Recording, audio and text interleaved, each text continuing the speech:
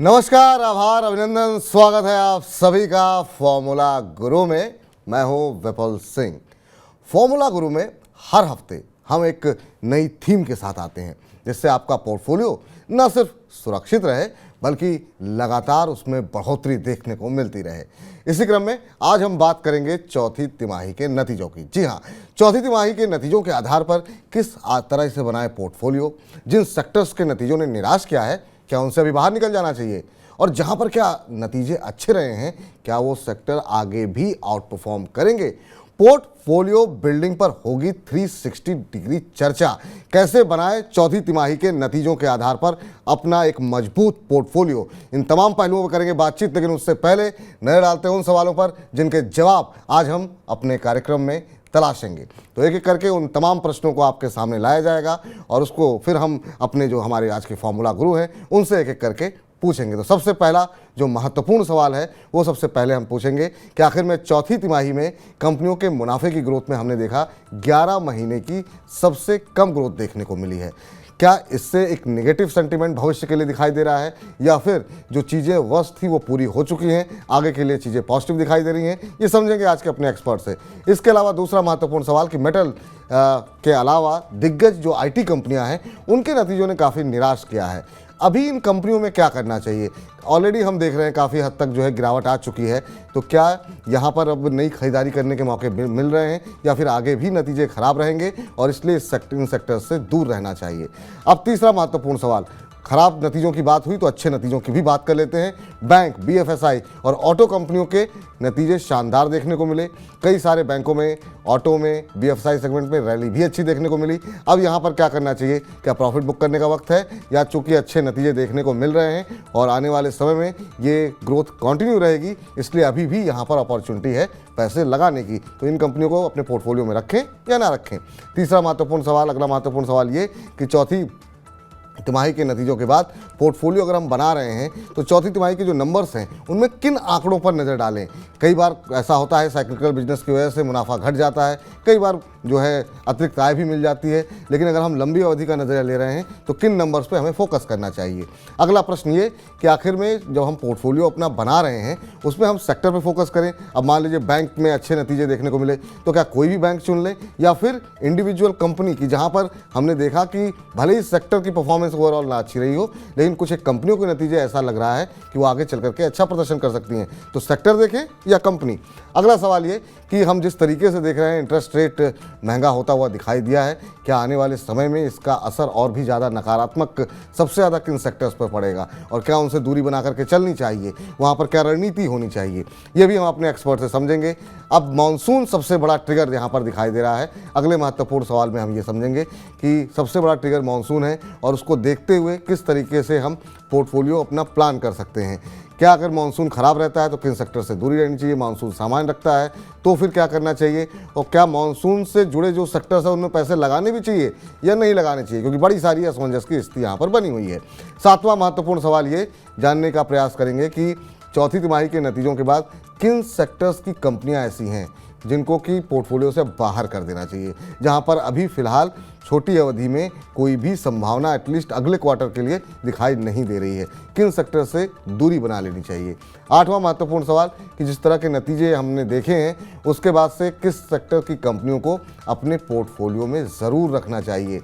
क्या जिन सेक्टर्स ने out perform किया है उनको वाकई में अपने पोर्टफोलियो में रखना चाहिए या फिर जो है किसी और कंपनी के पोर्टफोलियो को जो है अपने पोर्टफोलियो में रखना चाहिए?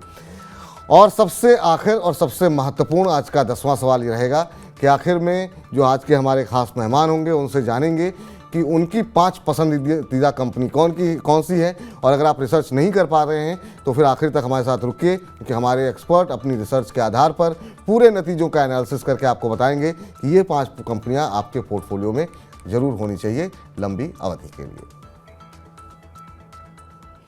तो चलिए, फॉर्मूला गुरु में वक्त हो चुका है हमारे आज के खास मेहमान से आप सभी को रूबरू कराने का, उनका परिचय कराने का। तो हमारे साथ आज इस चर्चा में शामिल होने के लिए अविनाश गोरक्षकर जी मौजूद हैं, डायरेक्टर रिसर्च प्रॉफिट मार्ट के।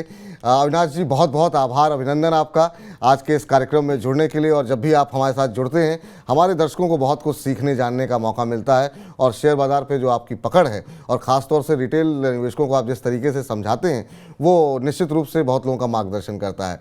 तो सबसे पहले तो बहुत बहुत स्वागत है और पहला प्रश्न ये रहेगा कि आज की थीम पर जाएं कि आने वाले समय में आप बाज़ार की चाल कैसे देख रहे हैं, क्योंकि बाज़ार अब इस समय जो सबसे बड़ी जो रुकावट था उसके ऊपर तो आया है, लेकिन उसके आगे चलने के लिए थोड़ा हिचकिचा रहा है, थोड़ा डगमगा रहा है। आप कैसे देख रहे हैं सर? आपसे पहले तो विपुल आपका भी धन्यवाद मुझे शो पे इनवाइट करने के लिए। मार्केट का outlook Vipul in the near term थोड़ा सा वोलेटाइल रहेगा, क्योंकि आप सभी को पता होगा कि आज से कर्नाटका के स्टेट इलेक्शंस शुरू हो चुके हैं। सैटरडे तक फाइनल रिजल्ट आएगा और जो भी नतीजा आएगा वो डेफिनेटली मार्केट्स को डेफिनेटली शॉर्ट टर्म में इम्पैक्ट करेगा। मार्केट का अनुमान है कि बीजेपी अगर मेजोरिटी से आती है तो ऑब्वियसली आने वाले हफ्ते में दैट इज मंडे को आपको एक बहुत अच्छा गैप अप ओपनिंग देखने को मिलेगी। लेकिन कहीं पे भी अगर ऐसा संकेत आता है कि ये हंग असेंबली होती है, किसी पार्टी को मेजोरिटी नहीं मिलती, तो मार्केट्स में थोड़ा बहुत वोलेटिलिटी आपको देखने को मिलेगी। तो मेरे ख्याल से अभी जो मार्केट का स्तर है वो मोरलेस इंडेक्स यही के आसपास रहेगा। मेरे ख्याल से कंपनी स्पेसिफिक जो कंपनियां है वहां पे इन्वेस्टर्स को फोकस करना चाहिए, क्योंकि अभी भी नतीजे आ रहे हैं, प्लस एफआईएस के इनफ्लोज भी काफी जोरदार तरीके से मार्केट्स में एंटर कर रहे हैं। तो ऐसी कोई खतरे की बात नहीं है। लेकिन अगर मान लीजिए कर्नाटका में बीजेपी पूरी तरह से हारती है तो हो सकता है कि थोड़ा बहुत मुनाफा वसूली आपको शॉर्ट टर्म में देखने को मिलेगी। बट 18,000 का जो लेवल है वो जब तक मार्केट मेंटेन करता है हमको कोई मार्केट में फिक्र करने वाली बात नहीं। तो शॉर्ट टर्म के लिए सबसे बड़ा ट्रिगर जो नज़दीक में है वो है कर्नाटका का इलेक्शन। उसके बाद हो सकता है थोड़ी उथल पुथल दिखाई दे, और जैसा कि सर कह रहे हैं कि अगर बीजेपी आती है बहुमत के साथ तो बाज़ार में एक तेज़ी देखने को मिलेगी। अगर बुरी तरह हारती है या हंग असेंबली होती है तो फिर बाज़ार में थोड़ा सा दबाव देखने को मिल सकता है, पर ये अभी तुरंत का ट्रिगर है। तो तब तक थोड़ी सी कॉशियस अप्रोच के साथ आप जो है बाज़ार में कामकाज करिए। चलिए अब आज की थीम पर लौटते हैं सर, और ये थीम काफ़ी महत्वपूर्ण है। और फॉर्मूला गुरु में आप जैसे गुरु आकर के हर बार एक नया फॉर्मूला हमारी टीम को समझाते हैं, हमारे दर्शकों को समझाते हैं। तो एक एक करके हम तमाम जो सवाल है वो आपके सामने रखते हैं। पहला सवाल यही सर कि चौथी तिमाही में हालांकि हमने देखा कि रिकवरी तो आई है अप्रैल महीने में, लेकिन नतीजे जो ऐसे रहे हैं ओवरऑल 390 कंपनियों की अगर हम नतीजों की बात करें तो मुनाफे की ग्रोथ में हमने देखा है कि 11 महीनों में ये सबसे कम रही है। क्या इससे संकेत मिल रहा है, और क्या अगर बाजार अब जो मजबूत तरीके से अगर रेजिस्टेंस लेवल जो बना हुआ था 18,200 18 को तो अगर तोड़ के और आगे बढ़ता है नए हाई की तरफ, तो क्या फंडामेंटल्स इसको सपोर्ट करेंगे? अभी के रिजल्ट्स को लेकर के आगे आपको क्या संकेत दिखाई दे रहे हैं? देखिए, पहली बात तो जो आपने एनालिसिस की है वो काफी बराबर है, क्योंकि मार्जिन्स का थोड़ा बहुत दबाव तो दिखने को मिला है। लेकिन आपको ये बात भी समझ में आनी चाहिए कि देखिए इन्फ्लेशन बढ़ चुका है, रॉ मटेरियल के खर्चे बढ़े हैं, और जनवरी टू मार्च में इन्फ्लेशन बढ़ने के कारण बहुत सारे सेक्टर्स में रॉ मटेरियल के कॉस्ट बढ़ गए थे। अभी आप एफएमसीजी की बात करें या टिपिकली ऑटो की बात करें, सीमेंट की बात करें, तो ये सारे सेक्टर्स में रॉ मटेरियल का खर्चा उम्मीद से ज्यादा बढ़ा था। तो ऑब्वियसली नंबर्स इतने कोई अच्छे आए नहीं। लेकिन अच्छी बात है कि डिमांड अभी भी काफी स्ट्रांग है। अगर हम ऑटो सेक्टर की बात करें, ऑटो कंपोनेंट्स की बात करें, कैपिटल गुड्स, रियल एस्टेट, तो डिमांड में कोई प्रॉब्लम नहीं है। हाँ, खर्चे थोड़े बढ़ गए तो मार्जिन प्रेशर जरूर है। आने वाले साल में मुझे लग रहा है कि देखिए ऑलरेडी कमोडिटी प्राइसेस में थोड़ी बहुत कटाई देखने को मिली है। क्रूड के कीमतें $70 तक आई है, पाम ऑयल के प्राइसेस गिरे हैं, स्टील के भी प्राइसेस थोड़े से सॉफ्ट हो चुके हैं। तो ये मुझे लग रहा है कि मैन्युफैक्चरिंग कंपनीज के लिए अच्छी बात है, क्योंकि इनको मार्जिन बढ़ाने में डेफिनेटली पॉजिटिविटी मिलेगी। हमको देखना पड़ेगा कि जून के बाद जो मानसून आता है वो कैसे आता है। मानसून अगर ठीक ठाक आता है तो डिमांड में और थोड़ी बढ़ोतरी आने की अपेक्षा रहेगी। तो मोटा मोटी 24 जो ईयर है वो पिछले साल के हिसाब से अच्छा रहेगा। तो मेरे ख्याल से ऐसी कोई खतरे की या प्रॉब्लम की बात नहीं है। लेकिन हाँ, डेफिनेटली स्टॉक स्पेसिफिक रवैया आपको अपनाना चाहिए। जी, तो ये आपके लिए सब हमारे जो दर्शक हैं उनके लिए सलाह यही निकल के आ रही है अविनाश जी की तरफ से कि नतीजे तमाम कारणों की वजह से थोड़ा दबाव देखने को मिला है, लेकिन आने वाले वर्ष में जो है वो चीज़ें अब जो है बेहतर जो होती हुई अभी दिखाई दे रही हैं, उसका असर आने वाले तिमाही में, आने वाले वर्ष में देखने को मिलेगा। तो अभी घबराने की आवश्यकता नहीं है, लेकिन हाँ थोड़ा सा कॉशियस अप्रोच जरूर अपनाएं।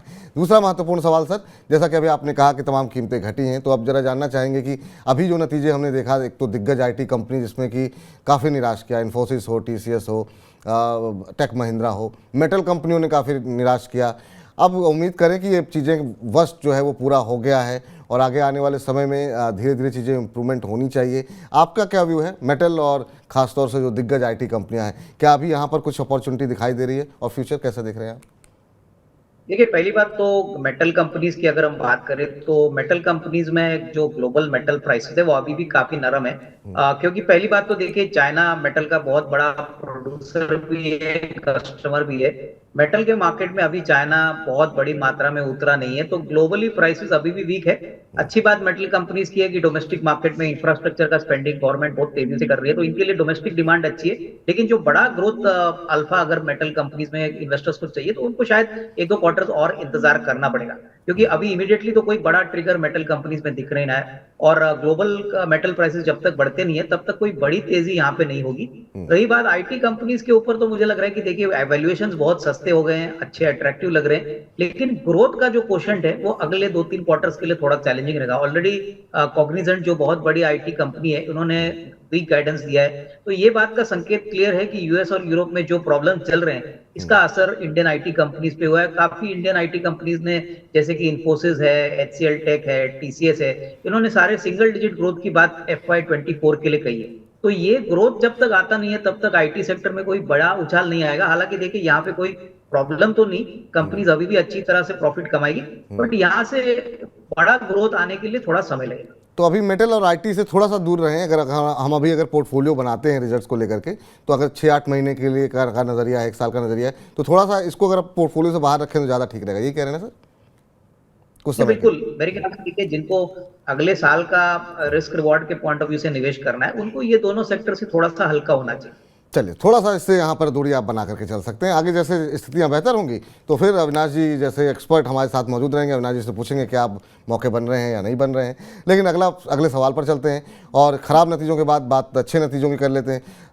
बैंक, BFSI, ऑटो, ये हमने देखा कि इनका बड़ा योगदान रहा सर, कि जो हमने ओवरऑल जो नतीजे पॉजिटिव देखे हैं मुनाफे को अगर हम देख रहे हैं तो वो इनका बड़ा योगदान रहा, चाहे वो ऑटो सेक्टर हो, BFSI हो, बैंकिंग में भी हमने देखा कि रिजल्ट ठीक रहे हैं। अब आप कैसे देख रहे हैं BFSI और ऑटो सेक्टर को? यहाँ पर अभी भी अपॉर्चुनिटीज़ हैं? आपको लग रहा है कि एक रैली जो बन चुकी है उसके बाद थोड़ा सा अब एक बार थोड़ा सा ऊपरी स्तरों से फिसल जाएं तब करना चाहिए? और फंडामेंटली इन दो सेक्टर्स पे आपका व्यू? देखिए, मुझे लग रहा है कि बैंकिंग और ऑटो, ये दोनों सेक्टर्स FY24 में भी काफी मजबूत परफॉर्मेंस दिखाएंगे। बैंकिंग की अगर हम बात करें तो देखिए, क्रेडिट ग्रोथ ऑलमोस्ट 14-15% का रन रेट पे चल रहा है, और जब भी क्रेडिट ग्रोथ बढ़ता है तभी कॉर्पोरेट कैपेक्स बढ़ती है, रिटेल डिमांड तो वैसे भी स्ट्रांग है। और सारे सरकारी बैंक्स में हमने देखा है कि पिछले 8-10 साल में इनकी बैलेंस शीट सबसे मजबूत है। एसेट क्वालिटी बहुत ही लोअर लेवल पे आई है, और क्रेडिट ग्रोथ जब तक बढ़ता है तब तक इन बैंक्स को अपनी बैलेंस शीट बढ़ाने में मदद मिलेगी। रही बात ऑटो सेक्टर के ऊपर, तो मुझे लग रहा है कि सारे सेगमेंट, जैसे कमर्शियल व्हीकल्स देखिए, पैसेंजर कार देखिए, टू व्हीलर्स देखिए, यहाँ पे डेफिनेटली वॉल्यूम ग्रोथ आया है। काफी कंपनीज बहुत बड़ी ऑर्डर बुक पे बैठी है, तो मुझे लग रहा है कि आने वाले साल में जो commercial vehicle, passenger car, two wheeler, tractor companies है, यहाँ पे जरूर एक अच्छा रिस्क रिवॉर्ड बनेगा। तो दोनों सेक्टर में निवेशकों को मौके ढूंढने चाहिए। मेरे ख्याल से मार्केट में थोड़ा बहुत अगर करेक्शन आता है या कोई स्मॉल माइल्ड सेल ऑफ आता है, तो उसको खरीदने के मौके समझ के यहाँ पे डेफिनेटली इन्वेस्टेड रहे। तो निश्चित रूप से यहाँ पर जो है बने रहिए, क्योंकि यहाँ पर अगर देश तरक्की करेगा तो ये ऐसी चीज़ें हैं जो कि निश्चित रूप से जिनकी डिमांड जो है वो बढ़ती हुई दिखाई देगी। अगला सवाल ये कि सर, अब तमाम सेक्टर्स पे हमने बात कर ली, जो अच्छे थे जो बुरे थे। अब जरा इस पर आते हैं कि अगर Q4 रिजल्ट्स के आधार पर पोर्टफोलियो अगर कोई बना रहा है तो किन आंकड़ों को ध्यान में रखना चाहिए? क्या जहाँ पर बुरी पिटाई हो चुकी है, नतीजे खराब रहे हैं और आगे का प्रॉस्पेक्ट अच्छा लग रहा है, वहाँ पे नज़र रखनी चाहिए? जहाँ पर ऑलरेडी काफ़ी अच्छी चीज़ें हो चुकी हैं, वहाँ पर नज़र रखनी चाहिए? या फिर किन नंबर्स पे ध्यान रखें? बहुत सारे दर्शक ऐसे होते हैं जो रिजल्ट्स के आधार पर रणनीति बनाते हैं, लेकिन इस बार तो अच्छा चल गया शेयर, लेकिन जब अगली बार जाते हैं तो चीज़ें खराब हो जाती हैं। आप क्या सजेस्ट करेंगे हमारे दर्शकों को? क्या फॉर्मूला है क्या कोई इसका? देखिए, पहली बात तो जब भी कोई पोर्टफोलियो आपको बनाना है, तो आपको कम से कम अगले साल का एक ओवरऑल डिमांड सप्लाई का सिनारियो कैलकुलेट करके लेना होता है। और मेरे ख्याल से सबसे बड़ा जो नंबर होता है वो कामकाजी मार्जिन होता है। कंपनी का कामकाजी मार्जिन में क्या बदलाव आ गया है, अच्छा है, खराब है, उसके कारण क्या है, वो देखना बहुत जरूरी है। और दूसरी बात, कंपनी का कर्जा कितना है। देखिए, जो कंपनी लगातार कर्जा ऐड कर रही है और रेवेन्यू ग्रोथ नहीं आ रहा है, वहां पे थोड़ा सा आपको बच के रहना है। और सबसे बड़ी बात, जो लेटेस्ट डेवलपमेंट्स होते हैं, जैसे कि रॉ मटेरियल के खर्चे कम हो गए हैं, सेलिंग प्राइस के प्रोडक्ट्स बढ़े हैं। मिसाल के तौर पे अगर हम सीमेंट सेक्टर की बात करें, तो जनवरी टू मार्च का क्वार्टर काफी खराब था, लेकिन अप्रैल में करीबन 40-50 रुपए की बैग सीमेंट बैग की कीमतें बढ़ी है, पेटकोक यानी रॉ मटेरियल की कीमतें नीचे आई है, तो डेफिनेटली सीमेंट सेक्टर में आपको एक अच्छा उछाल इस साल देखने को मिलेगा। तो ये सारी बातें मोटा मोटी आपको देखनी है जब भी आप स्टॉक्स पोर्टफोलियो के लिए सिलेक्ट करते हैं। तो इन तमाम चीज़ों को जो है ध्यान में आप रखिए जब भी आप खासतौर से रिजल्ट्स को लेकर के अगर आप कोई पोर्टफोलियो बनाना चाह रहे हैं अपना। तो अगले सवाल की तरफ चलते हैं। और सर, एक जो सबसे महत्वपूर्ण सवाल है कि बहुत लोगों को लगता है कि नहीं, अब जैसे बैंकों पे लोग, आपने कहा कि काफ़ी पॉजिटिव व्यू है, ऑटो पे आपने कहा कि नहीं डिमांड बनी रहेगी, तो कोई भी कंपनी चुन लेनी चाहिए, सेक्टर पे फोकस करें, या फिर जहां पर हम देखें कि नहीं यहाँ पर जो है प्राइस मूवमेंट कम हुआ है, रिजल्ट्स अच्छे रहे हैं, यहाँ पर वैल्यूएशन आकर्षक लग रही है, फोकस कहाँ पे करना चाहिए अगर हम एक पोर्टफोलियो सिर्फ रिजल्ट्स के आधार पर बना रहे हैं कि हमने पढ़ लिया कि फलाना फलाना सेक्टर जो है निवेश के लिए अच्छा है, क्या उनमें से किसी भी कंपनी को उठा लेना चाहिए, या फिर किन किन पैरामीटर्स पे कंपनी को चुनते समय ध्यान रखना चाहिए? देखिए, जब भी आप कोई भी स्टॉक में इन्वेस्ट करते हो तो सेक्टर का आउटलुक होना जरूरी है, लेकिन सबसे बड़ी बात और अच्छी बात है कि आपको स्टॉक के बारे में थोड़ा और पॉजिटिव और कॉन्फिडेंट होना चाहिए। तो स्टॉक स्पेसिफिक अप्रोच ही अडॉप्ट कर लीजिए, जैसे कि कंपनी का कामकाजी मुनाफा कितना बढ़ गया है, कितना रेवेन्यू बढ़ गया है, कितना कैश फ्लो जनरेशन हो गया है। ये सारी बातें निवेश के लिए बहुत इंपॉर्टेंट होती है, क्योंकि मार्केट्स इन नंबर्स को बहुत अहमियत देता है। तो मेरे ख्याल से सेक्टर से ज्यादा कंपनी आउटलुक पे ज्यादा फोकस करना जरूरी है। तो सेक्टर से ज़्यादा अगर आप इस बात पर ध्यान देंगे कि कंपनी कैसा कर रही है तो वो ज़्यादा बेहतर रहेगा, कंपनी का प्रदर्शन कैसा रहा है, कंपनी के जो प्रदर्शन के साथ साथ उसकी वैल्यूएशन कैसी है, ऐसा तो नहीं जितना प्रदर्शन किया है उससे ज़्यादा शेयर भाग चुका है, ये तमाम छोटी छोटी चीज़ों का ध्यान रखेंगे तो वो ज़्यादा बेहतर रहेगा। अगला प्रश्न सर, एक बड़ा जो कंसर्न है जो कि अभी भी दिख रहा है और आने वाले समय के लिए बना हुआ है, वो है महंगा कर्ज। ब्याज लागत जो है वो तमाम कंपनियों के लिए थोड़ी सी मुश्किलें पैदा कर सकती है। कौन से सेक्टर्स ऐसे हैं जहां पर आपको लगता है कि ये ज़्यादा नेगेटिव इम्पैक्ट डालेगी, या आपको लगता है कि ऑलरेडी काफ़ी हद तक फैक्टर इन हो चुका है, बहुत ज़्यादा इसका नेगेटिव इम्पैक्ट अब आगे नहीं देखने को मिलेगा? देखिए विपुल, पहली बात तो जहां पे कर्जा ऑलरेडी ज्यादा है वहां पे उन कंपनीज को तकलीफ होगी, क्योंकि उनका वर्किंग कैपिटल, उनका जो एसेट फाइनेंसिंग का जो मिक्स है उससे उनके इंटरेस्ट कॉस्ट बढ़ेंगे। लेकिन जो कंपनी बिल्कुल कर्जा मुक्त है उनके लिए तो कोई दिक्कत नहीं है, क्योंकि उनके लिए कोई बड़ा फर्क पड़ेगा नहीं, क्योंकि इंटरेस्ट रेट्स बढ़ते हैं। लेकिन ओवरऑल हमको जब इंटरेस्ट रेट्स की बात आती है तो हमको डिमांड भी देखना है। अभी आज ऑटो की बात करिए, ऑटो कंपोनेंट्स की बात करिए, रियल एस्टेट की बात करिए, तो ब्याज के रेट्स बढ़ने के बावजूद डिमांड बढ़ रहा है, और उनको ये महंगा ब्याज भी कोई बड़ी दिक्कत नहीं है, क्योंकि डिमांड बढ़ रहा है तो सेल बढ़ रही है। तो आपको नॉर्मल इंटरेस्ट रेट जब आप देखते हो बढ़ता है, तब आपको देखना है कि वो सेक्टर में कंपनी का परफॉर्मेंस कैसे चल रहा है, ओवरऑल सेक्टर आउटलुक कैसा है। तो उस पॉइंट ऑफ व्यू से मुझे लग रहा है कि जो कंपनीज अभी आपको अवॉइड करनी चाहिए, जो सेक्टर्स जरा तकलीफ में आ सकते हैं, वो बेसिकली मेटल सेक्टर हो सकता है, उसके बाद स्पेशलिटी केमिकल हो सकता है, क्योंकि वहां पे डिमांड अभी भी थोड़ी मंदी चल रही है, तो वहां पे उनको सबसे ज्यादा दिक्कत के इंटरेस्ट कॉस्ट की होगी। तो जहाँ पर कर्ज ज़्यादा हो, जहाँ पर डिमांड कम हो, अगर कर्ज थोड़ा ज़्यादा भी है और डिमांड काफ़ी ज़्यादा है तो काफ़ी हद तक चीज़ें जो है वो बेहतर हो सकती हैं, लेकिन अगर डिमांड भी कम है तो फिर समस्या हो सकती है। तो मेटल और स्पेशलिटी केमिकल के शेयरों से फिलहाल अभी दूरी बना करके रखनी चाहिए, क्योंकि डिमांड में भी वहाँ पर कमी देखने को मिल रही है। सर, अब अगला जो सबसे बड़ा ट्रिगर है बाज़ार के लिए वो मानसून है, जिसको लेकर के अलग अलग अनुमान आ रहे हैं। माफ़ कीजिएगा, स्काईमेट की तरफ से अनुमान आया कि जो आने वाले समय में जो है सूखे की स्थिति कुछ हद तक देखने को मिल सकती है। मौसम विभाग की तरफ से कहा जा रहा है मानसून सामान्य रहेगा, अल नीनो का खतरा बना हुआ है। ऐसे में जब हम पोर्टफोलियो बना रहे हो 6-8 महीने के लिए, साल भर के लिए, अगले साल के लिए, तो किन चीज़ों को हमको अवॉइड करना चाहिए? क्या हमें मानसून से जुड़ी हुई सेक्टर्स को अवॉइड पूरी तरह करना चाहिए, या हमको ये फैक्टर इन करके चलना चाहिए कि यहाँ नुकसान हो सकता है या फ़ायदा हो सकता है? आप कैसे देख रहे हैं इसको? ये देखिए, मुझे लग रहा है कि मानसून एक ऐसा ट्रिगर है जो सारे मैन्युफैक्चरिंग सेक्टर्स को कहीं ना कहीं इम्पैक्ट करता है विपुल।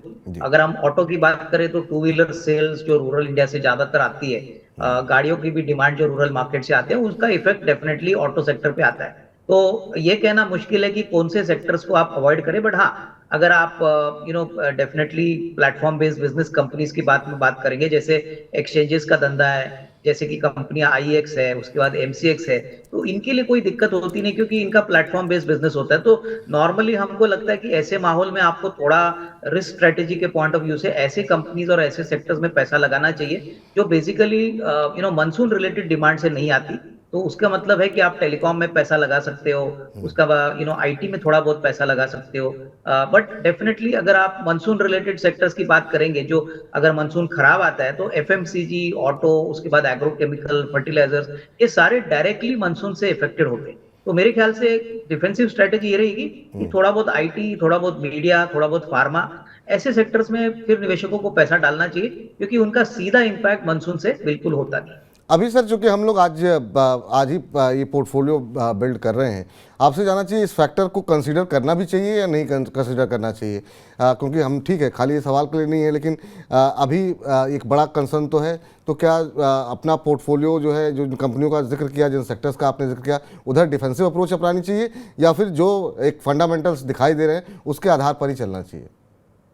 मुझे लग रहा है कि देखिए अभी भी मानसून का जो फाइनल रिपोर्ट है वो आना बाकी है। आईएमडी ने तो क्लियरली कहा है कि मानसून इस बार नॉर्मल होगी। बिल्कुल। हालांकि स्काईमेट ने कहा है कि मानसून में थोड़ी प्रॉब्लम आ सकती है। मुझे लग रहा है कि एंड ऑफ मई या early first week of June तक ये मामला फाइनल हो जाएगा, और उसके बाद मार्केट्स को भी एक कंफर्ट मिलेगा कि मानसून किस प्रकार से होने वाला है। हमारा मानना है कि देखिए ऑटो कंपोनेंट्स, उसके बाद कैपिटल गुड्स, उसके बाद रियल एस्टेट, उसके बाद इवन एग्रोकेमिकल की अच्छी कंपनियां अभी मार्केट में अवेलेबल है। तो थोड़ा बहुत निवेश आपको जरूर करना चाहिए, थोड़ा रिस्क लेके आप पोर्टफोलियो में इनको इंक्लूड कर दीजिए, क्योंकि मानसून फाइनली कैसे पैन आउट होगा वो तो बाद में ही पता चलेगा। बट ओवरऑल मुझे लग रहा है कि कंपनी की फंडामेंटल अच्छी है, तो डेफिनेटली इसमें कोई प्रॉब्लम नहीं होनी चाहिए। बट हाँ, लंबा नजरिया रखे, यही इन्वेस्टमेंट के लिए ठीक रहेगा। तो लंबे अवधि के साथ जो है थोड़ा सा अगर आप शेयर बाजार में हैं, थोड़ा रिस्क लेकर के अच्छी कंपनियों में जो है वो आप जो है अपना एक्सपोजर ले सकते हैं। अब सर आखिरी के 2-3 प्रश्न बचे हुए हैं, और जो है हम चाहेंगे कि हमारे तमाम जो दर्शक होंगे उनका भी ध्यान इस बात पे होगा कि इन तमाम जो हम लोग बात कर रहे हैं उसका निचोड़ क्या निकल रहा है। तो आपसे 8वां प्रश्न यही है कि Q4 नतीजों के बाद अब कौन से सेक्टर्स ऐसे हैं जो आपको लग रहा है, एक तो आपने जिक्र कर दिया कि कहीं ना कहीं स्पेशलिटी केमिकल को बाहर कर दीजिए, मेटल को बाहर कर दीजिए, इसके अलावा भी कोई सेक्टर हैं जिनको आपको लगता है कि अभी रिजल्ट सीजन को ख़त्म करने के बाद अभी 2-4-6 महीने के लिए, 7-8 महीने के लिए इन सेक्टर से थोड़ी दूरी बना करके चलनी चाहिए? मेरे ख्याल से देखिए फिलहाल तो मुझे लग रहा है कि जो भी एक्सपोर्ट ओरिएंटेड सेक्टर्स है बिल्कुल वहां पे थोड़ा सा बच के रहिए, क्योंकि देखिए डोमेस्टिक फेसिंग सेक्टर जो है वहां पे अच्छी तेजी हमको दिख रही है। जैसे कि मैंने पहले भी कहा कि जो domestic automobile, auto components, capital goods, यहाँ पे तो तेजी दिख रही है। लेकिन अगर एक्सपोर्ट ओरिएंटेड कंपनीज की बात करें, जैसे स्पेशलिटी केमिकल्स है, उसके बाद फार्मा है, उसके बाद मेटल्स है, तो यहाँ पे थोड़ा सा ट्रेंड अभी भी वीक लग रहा है। आईटी में भी मैंने जैसे कहा कि देखिए इतनी बड़ी दिक्कत तो दिख नहीं रही है, लेकिन ग्रोथ बिल्कुल ना के बराबर दिख रहा है। तो आईटी, मेटल्स, उसके बाद फार्मा, स्पेशलिटी केमिकल्स, यही सेक्टर से थोड़ा सा बच के रहिए, क्योंकि ये सारे एक्सपोर्ट ओरिएंटेड सेक्टर्स हैं। एक्सपोर्ट ओरिएंटेड मार्केट्स में जो होता है वही यहाँ पे रिफ्लेक्ट होता है। तो मेरे ख्याल से यही एक स्ट्रेटेजी इन्वेस्टर्स को at least as of now follow करनी चाहिए। तो निर्यात से जुड़ी हुई जिन कंपनियों का ज़्यादा फोकस है, जहां पर ज़्यादा एक्सपोजर है, अंतर्राष्ट्रीय स्थिति आप सबको पता है किस तरीके से देखने को मिल रही है, बहुत सारी अनिश्चितताएं हैं, तो उन जगहों से दूरी बना करके चलें जहां पर निर्भरता दूसरे देशों पर ज़्यादा है। अगला सवाल सर कि अब जो नतीजे देखने को मिले हैं, कौन से सेक्टर्स ऐसे हैं जिनको अपने पोर्टफोलियो में जिस सेक्टर्स के शेयर जरूर होने चाहिए, जहां आपको लगता है कि अभी अगर डिमांड नहीं है तो आने वाले समय में मिलेगी, या फिर पिछले क्वार्टर्स के रिजल्ट्स ऐसे इंडिकेट कर रहे हैं कि ये आपके पोर्टफोलियो में इस तरह के सेक्टर्स तो निश्चित रूप से होने ही होने चाहिए? देखिए दो सेक्टर जो मुझे लग रहा है कि बहुत ही अच्छे रिस्क रिवॉर्ड के ऊपर बैठे हैं, वो एक तो सीमेंट है और दूसरा है रियल एस्टेट। रियल एस्टेट में इसलिए कह रहा हूँ क्योंकि इंटरेस्ट रेट्स बढ़ने के बावजूद जो इन्वेंट्री की सेल हो गई है सारी रियल एस्टेट कंपनीज की, वो बहुत बढ़िया है। और रियल एस्टेट में जब साइकिल आती है तब कम से कम 5 या 6 साल के लिए चलती है। और रेरा आने के बाद, बहुत रेगुलेशन आने के बाद अभी इस सेक्टर में बहुत बढ़िया ग्रोथ देखने को मिला है। तो डेफिनेटली रियल एस्टेट एक अच्छा सेक्टर रहेगा। उसके बाद सीमेंट रहेगा, क्योंकि जैसे हमने कहा कि इंफ्रास्ट्रक्चर में गवर्नमेंट ने इस बजट में 10 लाख करोड़ का बजट आउटलाइन किया है, उसका पहला बेनिफिट सीमेंट को मिलेगा। उसके बाद आपको कैपिटल गुड्स में देखना चाहिए, क्योंकि कैपिटल गुड्स इंडिया का बहुत बड़ा सेक्टर है, बहुत समय से अंडर परफॉर्म कर रहा था, लेकिन अभी ग्रोथ पोटेंशियल काफी अच्छा है। और उसके बाद आपको ऑटो और ऑटो कंपोनेंट्स, ये सेकुलर ग्रोथ रिलेटेड सेक्टर्स है, यहाँ पे डेफिनेटली आपके पोर्टफोलियो में इंक्लूड करना चाहिए। तो auto component, cement, capital goods, ये वो सेक्टर्स हैं जिनको कि आपको अपने पोर्टफोलियो में ज़रूर रखना चाहिए। लेकिन निश्चित रूप से तमाम दर्शक ये सोच रहे होंगे कि इतनी मेहनत जो है कैसे ढूंढें इनमें से अच्छी कंपनियां, क्योंकि अविनाश जी ने ये भी कहा है कि किसी भी कंपनी में दाव नहीं लगाना है। तो सर अब आखिरी प्रश्न पर जाएं, उससे पहले हम जानना आपसे ये चाहेंगे कि एक चुनाव करते समय, एक पोर्टफोलियो बनाते समय बेसिक चीज़ें क्या होती हैं, वो जो आप हमारे दर्शकों को कहना चाहेंगे, समझाना चाहेंगे, उसके बाद से आपके पसंदीदा शेयर भी जो है हम अपने दर्शकों को बताएंगे। देखिए, पहली बात तो जब आप कोई भी कंपनी में निवेश करते हो तो पहले तो आपको प्रमोटर का बैकग्राउंड, उनकी काबिलियत और कॉर्पोरेट गवर्नेंस देखना है। बिल्कुल। दूसरी बात, कंपनी का जो बिजनेस है, बिजनेस मॉडल है, वो कितना स्ट्रांग है, वो उस बिजनेस सेगमेंट में कितना बड़ा मार्केट शेयर या कितना बड़ा गेम पोजीशन रखते हैं, क्योंकि जितना बड़ा लंबा पोजीशन होता है, सुपीरियर पोजीशन होता है, कंपनी बहुत अच्छा काम करती है। तो मार्केट शेयर नॉर्मली जिसको ज्यादा मिलता है वो कंपनी पे पहला दाव लगाना चाहिए। और सबसे बड़ी बात, जो कंपनी अपनी कैश फ्लो और अपनी अर्निंग्स ग्रोथ कम से कम 15-20% हर साल बढ़ाती है, ऐसे कंपनीज पे आपको नजर रखना है। तो ये 2-3 चीजें, बेसिक चीजें जहां पे आपको नजर रखनी है। और ऑब्वियसली अगर कर्जा कम है तो इसमें और भी एक अच्छी बात होती है कि ऐसी कंपनीज में ग्रोथ और अच्छी देखने को मिलती है। ठीक सर, अब इन चीज़ों का आपको ध्यान रखना है, पोर्टफोलियो एक सुरक्षित तरीके से बनाइए। लेकिन हाँ, आपके पोर्टफोलियो को बनाने की प्रक्रिया को और आसान करने के लिए अविनाश जी से आखिरी प्रश्न पूछते हैं। अविनाश जी, चौथी तिमाही के नतीजे देखे, बहुत कंपनियों ने बहुत शानदार तरीके से आउट परफॉर्म किया, बहुत शेयरों ने काफ़ी शानदार रिजल्ट देखने को मिले। हमने इस बार खासतौर से मिड कैप आईटी में बहुत अच्छी कंपनियां रही जिन्होंने शानदार जो है अप मूव दिखाया है। लेकिन अब अगर हमें 5 कंपनियां कोई चुननी हो, एक पोर्टफोलियो 5 कंपनियों का बनाना हो, आपके पसंदीदा शेयर कौन से हैं जो आपको लगता है कि नहीं, इन 5 कंपनियों को चौथी तिमाही के नतीजों के बाद अगर आप पोर्टफोलियो बना रहे हैं तो अपने पोर्टफोलियो में ज़रूर रखना चाहिए? देखिए, पहली बात तो मैं ये 2 हिस्सों में बांटूंगा। 2 कंपनी जो लार्ज कैप में हमको पसंद है, एक तो टाटा मोटर्स है। टाटा मोटर्स ने, आप सभी को पता होगा कि बहुत लंबे समय के बाद अभी 12 मई को उन्होंने डिविडेंड अनाउंस करने की बोर्ड मीटिंग अनाउंस की है। नंबर्स बहुत तगड़े हैं, तो यहाँ पे डेफिनेटली एक छोटी पोजीशन आप बना सकते हो। दूसरी कंपनी जो कैपिटल गुड्स को की फ्रंटलाइन कंपनी है, वो है लार्सन एंड टूब्रो। तो यहाँ पे मुझे लग रहा है कि बहुत अच्छा रिस्क रिवॉर्ड आपको मिलेगा, क्योंकि एग्जीक्यूशन अच्छा है, ऑर्डर बुक भी रिकॉर्ड हाई पे है। और 2-3 जो छोटी कंपनियां हैं, इसमें से एक मदरसन सुमी है जो ऑटो कंपोनेंट्स और पैसेंजर कार सेगमेंट में बहुत बड़ा एक्सपोजर रखती है। तो यहाँ पे डेफिनेटली शेयर का प्राइस भी अच्छा लग रहा है। और उसके बाद अगर आप सीमेंट सेक्टर की बात करें तो ओरिएंट सीमेंट एक छोटी सीमेंट कंपनी है जिन्होंने हाल ही में बहुत अच्छे नंबर्स दिखाए हैं। तेलंगाना, महाराष्ट्र और कर्नाटका में इनके सीमेंट प्लांट्स है। कैपेसिटी करीबन 8.5 मिलियन टन है, जो अभी बढ़ रही है 11 मिलियन टन के लिए। और फाइनली मुझे लग रहा है कि ये सारी कंपनीज में अगर आप निवेश करते हैं तो अच्छी खासी कमाई आपको अगले 8 से 12 महीने में मिलेगी। थोड़ा सा एसआईपी के पॉइंट ऑफ व्यू से भी अगर खरीदना है तो यहाँ पे आप निवेश कर सकते हैं।